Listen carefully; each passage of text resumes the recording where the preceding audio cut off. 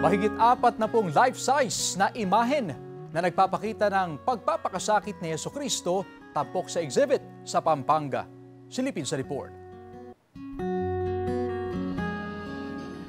Sa isang mall sa City of San Fernando sa Pampanga, tila nabuhay ang mga tagpo sa Ebanghelyo. Higit sa 40 life-size na rebulto ang tampok sa Lenten exhibit mula sa Institution of the Eucharist, Ecce Homo, hanggang sa Transfiguration of Jesus na dinarayo ng mga parokyano. Different parts po ng Pampanga, may mga taga Macabebe, Apalit, Arayat, Santa Ana. Sa Pampanga lang po. Actually po, supposedly pang 15th year na po namin to. Kaya lang po natigil po kami during pandemic po ng 2 years.